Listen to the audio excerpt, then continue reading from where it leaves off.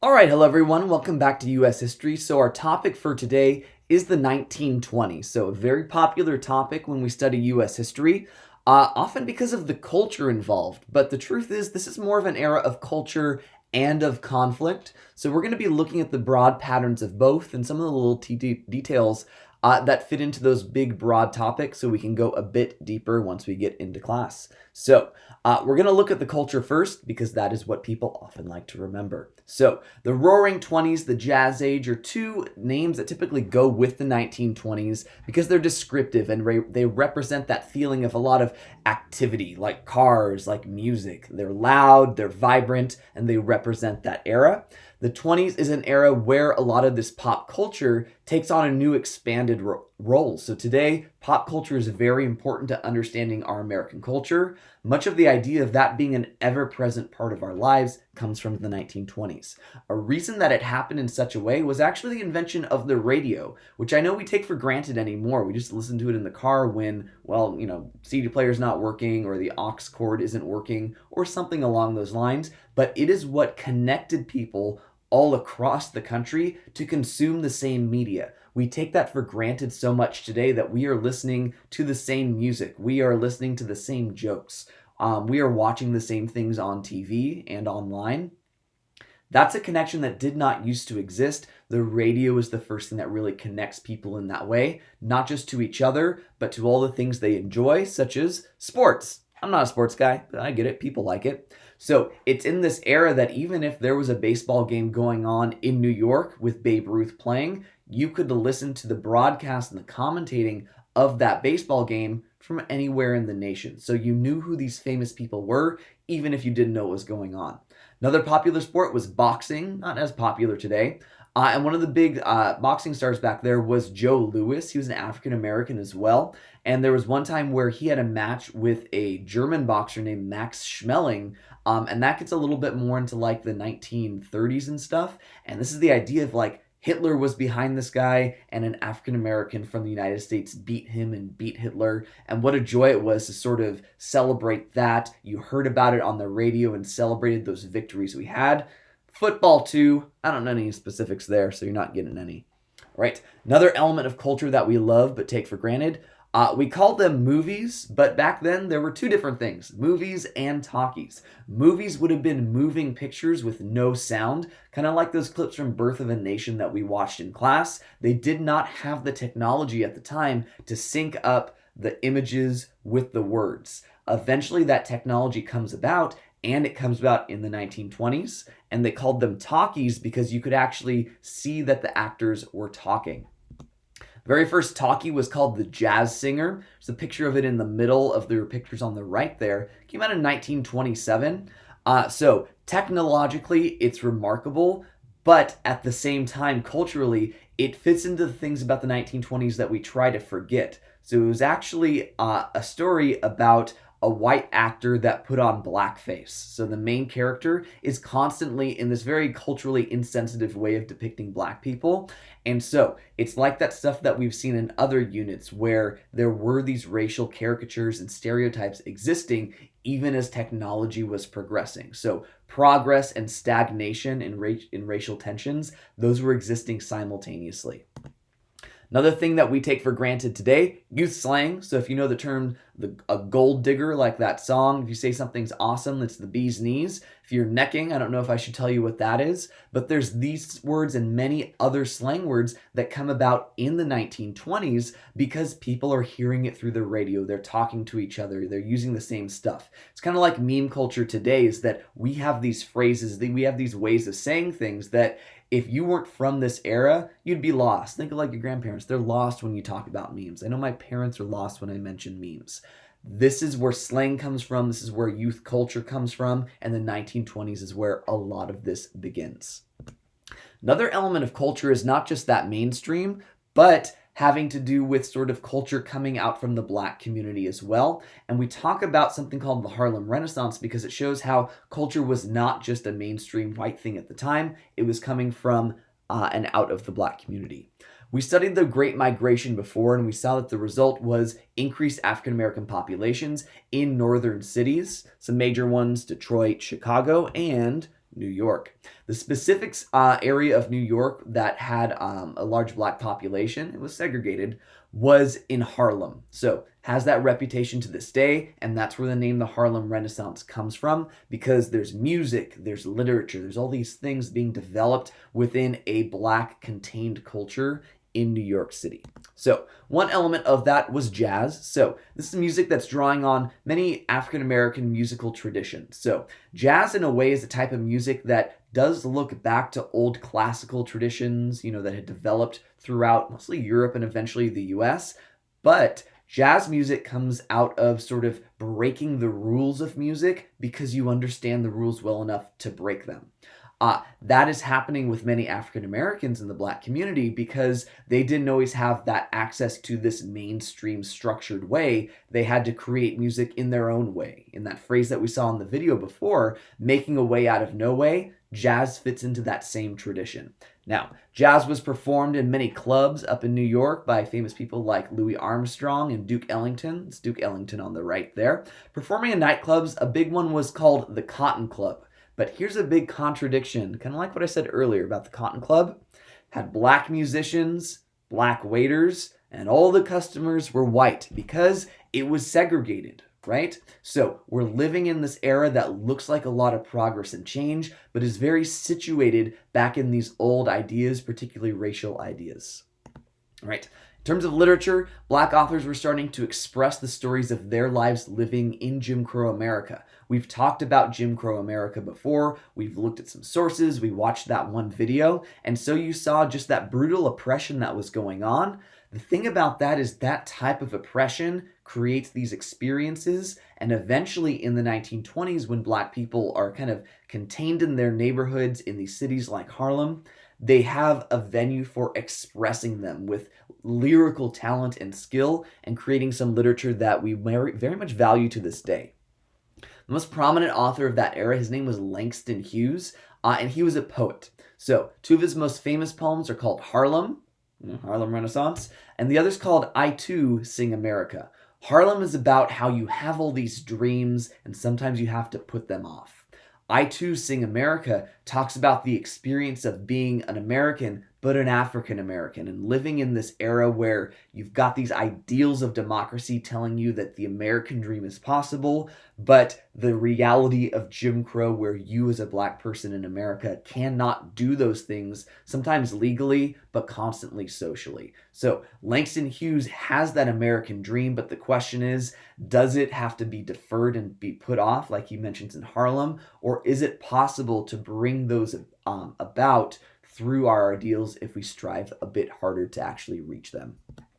Another author was a female author. Her name was Zora Neale Hurston. Her most famous work is called Their Eyes Were Watching God, which is about the experience of a mixed race woman living in the South, sort of flitting from all these relationships in which someone is controlling her to eventually finding her own personal peace as a black person and as a woman in the South during Jim Crow. So it's about her experience as a character, but the character is representative of what black people were going through in Jim Crow and saying, how do I find that, quote, way out of no way? She finds hers in the end, but it takes so much oppression and struggle along the way to find that comfort in being who she was. So that is the expression of the Harlem Renaissance and of Jim Crow. So a more confident black community that is still living under segregation and under really just wicked oppression.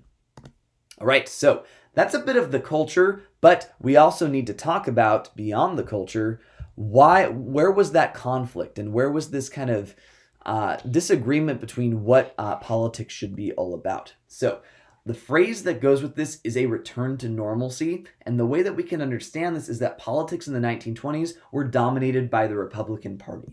Now, they come to power based on that campaign slogan, we're going to go back to normalcy. We're going to return to the normal, return what used to be before the progressive era with all those reforms. We're done reforming. We're done interfering around the world like in World War I. Let's go back to traditional values of what we've done before. It's more moral, it's more American, and they got elected all across the 1920s on those ideas. Well, the progressive movement was over, so was regulating big business. So all that progress, quote, that had been made in the progressive era is chipped away in the 1920s, where suddenly companies aren't being told what to do as much, and they're doing what they want.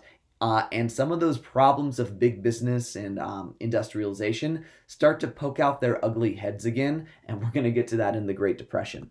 So all presidents in the 1920s were Republicans. They're up there on the top right. Warren G. Harding, Calvin Coolidge, Herbert Hoover. Don't really know too much about them, but they were all Republicans. They all favored big business, the government not getting involved in the economy. So, with them in charge, that oversaw that even though society might have been pushing for some changes, there was really an attempt to make sure that traditional values and small government dominated things. Those traditional values were evident in one of the big things from the 1920s, and that was prohibition. So, we studied the temperance movement back a few units ago. We set up that there was this push that society could be made more moral by getting rid of alcohol, by saying that it shouldn't be drinking it, you should abstain from it because it leads to sort of poverty and social strife. It hadn't really gone anywhere in the previous 100 years, but in 1919, we get it. It's the 18th Amendment to the Constitution. It outlawed making alcohol, moving it or transporting it, buying, selling it, exporting, importing it. There was one particular exclusion, though. They did not outlaw consuming it or drinking it. So it was almost impossible to get. That was their idea. But if you already had it on hand, they couldn't take it away from you because that was a bit of a violation of like Fourth and Fifth Amendment stuff with due process. So it went into effect in 1920. Those moral crusaders were celebrating their success, but the truth was it did not work. So what happened is people who still wanted to drink alcohol and had it, well, they drank it because they had it. That wasn't illegal. And if people didn't, they said, well, how can I still get this? They found ways to get it. They could get medicine like prescriptions for it, pretend that they had some ailment where they had to sort of, flex their elbow, in order to basically feel better about themselves and not be so miserable. That's why they drank. On top of that, that government that said we want to sort of make society more moral didn't want to spend any money to enforce it. So because the government wasn't enforcing the law and because the people really didn't agree with it, it was a huge failure. One of the worst things that came out of it, though, was created a context for the development of organized crime. So when we think of the mafia and the mob and gangsters and all that, they got their origins in the 1920s running urban neighborhoods for the distribution of illegal alcohol. Couldn't get it legally, so they created a way that you could get it illegally. But they disagreed with each other in terms of who controlled their turf, who was distributing it, and when there were those turf wars, it resulted in lots of violence and danger in all this. After the 1920s, Prohibition gets repealed by the 21st Amendment. That's why alcohol is legal again today.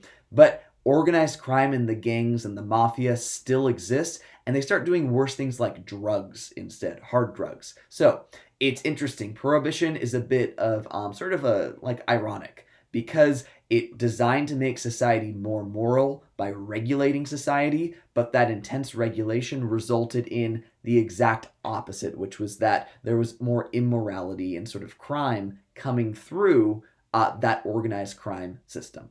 So Prohibition, one way that we saw a return to normalcy in traditional values, didn't really work out too well because there was a lot of challenging of that. Now, one big episode that defines this conflict between traditional values and sort of these new modern values, called the Scopes trial. We often call it the Scopes monkey trial. So that's why those monkeys are on the bottom right over there.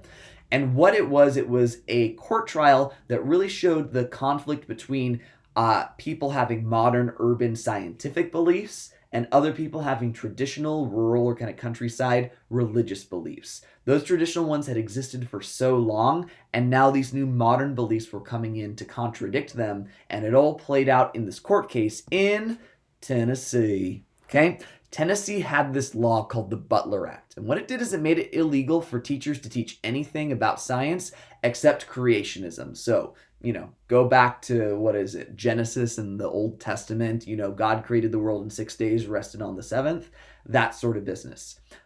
There was a problem, though. State said you cannot teach evolution, but the state provided textbooks that taught evolution. It seems really stupid, right? And there was a teacher named John T. Scopes that agreed with that idea. He's actually like a substitute PE teacher that was kind of made to say, hey, you're teaching science now too. Didn't know what he was doing, grabbed the textbook and said, it's illegal for me to teach evolution, but I have to teach science with a textbook that teaches it. Well, I'm going to show the inconsistency of the law, teach evolution, and well, he broke the law, so he was brought to court. Now, pretty boring on the surface, but what happened is the modern media, remember the radio is around now, and tourists descended on this small Tennessee town to watch the trial. Because while it was clear that he broke the law, he got his time in court, right? Because that's in his rights, in the Bill of Rights. But it was like, what's going to happen? Are they going to say that it's okay for him to teach against the law because of modern beliefs? Or are laws that are tied to religion, which laws shouldn't be tied to religion, going to persist, right? This conflict, social conflict was playing out. So he was obviously guilty. He lost his case, but it actually got thrown out after the fact because of technicality. But why do we still talk about it almost 100 years later? Is because it is representative of that cultural clash. New values conflicting with old values, new laws that represented the old values, and they really shouldn't have been because separation of church and state. It also shows how the media and pop culture had grown enough that these court cases were in the news and people were following them. The same way in the 1990s, people followed the O.J. Simpson case, or in the 1910s, when people, 1910s, how old are we? The 2010s, when people following the Casey Anthony case. So famous people in the news, famous court trials that people are so eagerly invested in when they don't even live near there, when it has no effect on their lives. That is because of the media. That is because of celebrity culture and pop culture. And this happened with the Scopes monkey trial. By the way, it's called the monkey trial because monkeys, evolution, people were making kind of this false tie between the two, but it was funny at the same time because critics of evolution were bringing like trained chimpanzees to this town to like protest the trial and say, you're telling me I came from a monkey? And they brought a monkey to do that. Anyway, it was a whole bunch of hoopla and kind of this spectacle, but people enjoyed it. People went along with it. It was followed around the world. All right, so we saw some of the culture. We saw some of this pushback against the culture saying, let's maintain our traditional values. But as that return to normalcy was happening too, so came challenges to those traditional values. So notice it's back and forth. Progress, but don't go too far. You're telling me I can't go far? Well, I'm going to try and go further. And so that's what we see happening with gender norms in the 1920s. So women started to have an increased public presence, and one of the reasons there was political. In 1920, women finally got the right to vote. Only took forever, but the 19th Amendment gave them that right federally. Every single state, no matter where you were a citizen, you had the right to vote, male or female. So because they had more political rights, it felt like, well, this means I'm allowed to be more involved publicly, socially, out in public because I have rights just like men. And what that happened is kind of emboldened women to break away from these old ideas that they had to stay at home, they had to raise the children, they had to do this. It made it look like more possibilities were open to them. And this created an image, and it was called the flapper. The flapper was a modern woman unafraid to break those social boundaries, and you've got some picture of some flappers over there. So dressing in new styles, showing off some more skin, so heaven forbid they show off an elbow or a knee, right? That was violating these old traditional values. Flappers were saying, I'm going to do it anyway. It was traditional for women to have long hair. They said, I'm going to have a short haircut instead. Deal with it. Women were supposed to wear dresses. I'm going to wear pants. Oh my God. So, mortified by that. But society they were breaking these social boundaries because they felt like they could because they had political rights. So politically, socially, women are advancing in terms of gender norms. Economically, there's really no changes there though. So women were more working during World War I because men were off fighting. but they were expected to return home after the war was over. Some still worked out in the public sphere. They weren't sort of married and had kids, but they were these very traditionally, quote, like women's jobs. So secretaries, roles of service, not positions of leadership. They were paid less because there was no law saying they had to be paid equally. So we see progress with women, challenging traditional values, but they're also being kept down economically. Really no progress there. All right, our last topic is another way that traditional values were being challenged, and that's dealing with racial issues. So we already talked about how populations in the North were changing because of the Great Migration, things like the Harlem Renaissance, but this does lead to a greater African American population and eventual pushback from white supremacy. One of the ways that Black people were challenging these traditional values was through an idea of Black separatism. So this actually goes back to something we talked before about with abolitionism and Abraham Lincoln, with that back to Africa idea that how do you solve race relations in America? Well, Black people need to go back to Africa. That was their bright idea. Not a very good idea, but they kept coming back to it. Remember, it was white abolitionists who mostly said it way back before the Civil War. Interestingly enough, in the 1920s, it was being promoted by Black people. So that guy in the middle there, his name was Marcus Garvey. He was an immigrant from Jamaica, and he looked at race relations around him in America and says, the system is broken. Jim Crow makes it impossible to fix. The only solution is to self-segregate, separate ourselves, move away from America entirely, and restart our society together. So what he did is he rallied more Black people in the cities, especially New York, together. And he's saying, listen, we're all in one place in places like Harlem. Look what we can do together without white society around us. Imagine what we could do as our own countries back in Africa where we're not the subjugated race. So many Black people agreed with these. They said this would be fantastic. And it was an early inspiration for the eventual civil rights movement of the 50s and the 60s because it got Black people together and united.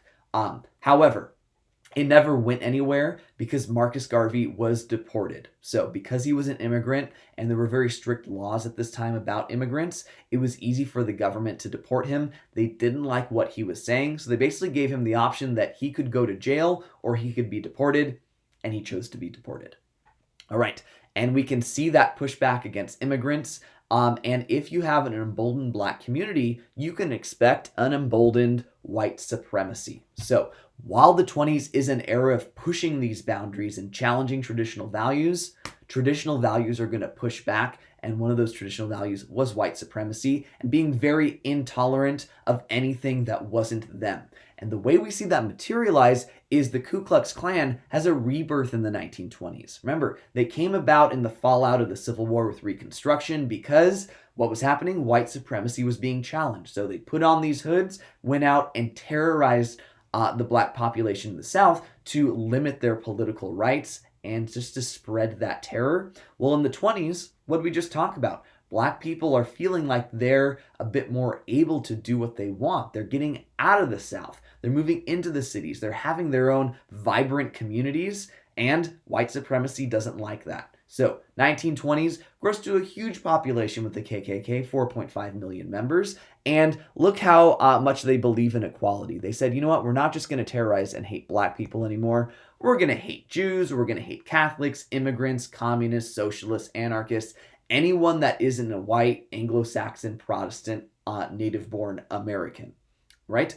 And that idea of that hatred from the KKK feeds into what we're going to talk about next. But I do like to point out this very scary picture on the bottom right to see how big and how emboldened white supremacy was. Picture on the bottom right shows you a giant rally of thousands of members of the KKK marching on Washington. In a modern sense, when we think of marches on Washington, we think for fighting for progress, fighting for things that the government isn't honoring. But what were they doing? They're marching down in front of the Capitol, promoting white supremacy. And that shows how emboldened they were. And if you notice, they've got the caps on, but they're not hiding their faces either because they know the government really wasn't against them.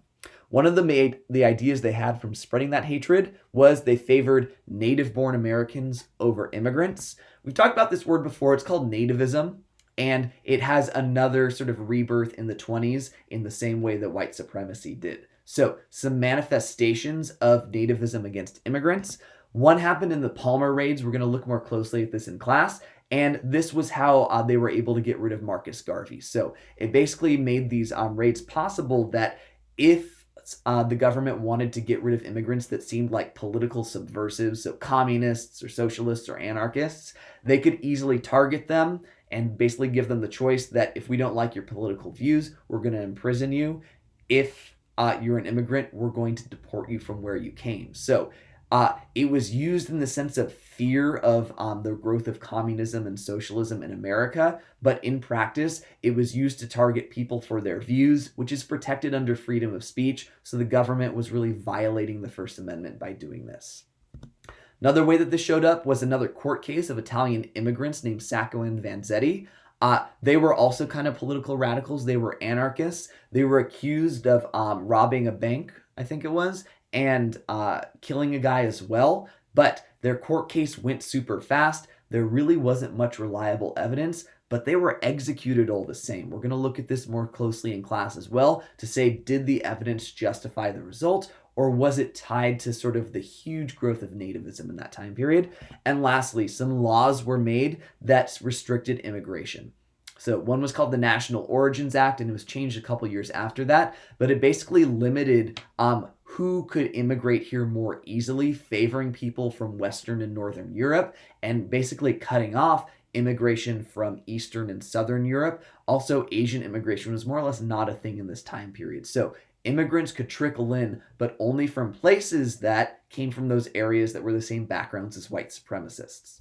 So you can see we've got a constant back and forth here. Progress, pushing the boundaries, sort of with growth in sort of the Black community, gender, culture, pop culture, but a pushback and trying to cling on to these traditional values very tightly as well. So we've got culture and progress, we've got conflict and those traditions as well. Huge clashes within the 1920s. Remember that there is not a right answer for whether there was more of one or more of the other. They were both happening and intertwined. Historians decide which one they liked more, and you're going to have to do that on your writing question for this test. Don't forget about that. All right, guys, thank you so much for watching. So, hope you enjoyed it. Don't know if you had a choice. You had to watch it all the same. So, I will see you in class. Bye-bye.